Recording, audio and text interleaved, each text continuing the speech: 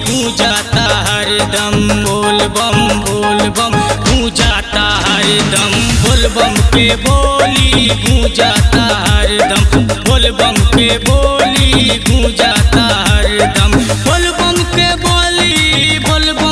बोली हाँ बोल बम के बोली गूंजाता हरदम बोल बम के बोली गूंजाता हरदम बोल बम के बोली गूंजाता हरदम।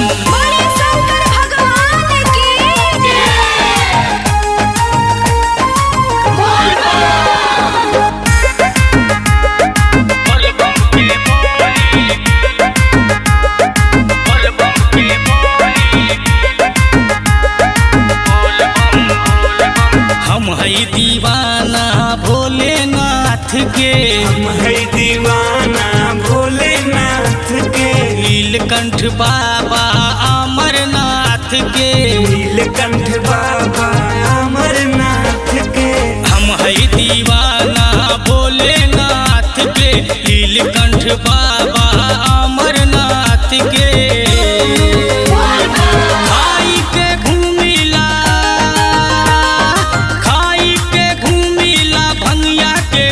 गूंजेला हरदम बोल बम गूंजेला हरदम बोल बम के बोली गूंजेला हरदम बोल बम के बोली गूंजेला हरदम।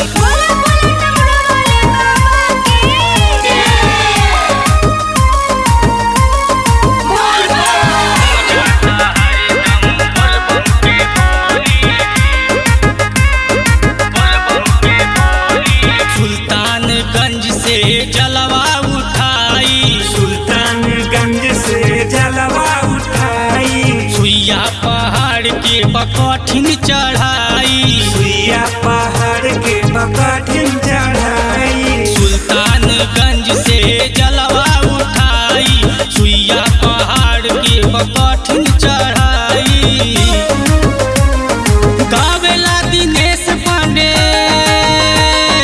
गावेला दिनेश पांडे माझी लिखे बोली गूंजाता हरदम बोल बम गूंजाता हरदम बोल बम के बोली गूंजाता हरदम बोल बम के बोली गूंजाता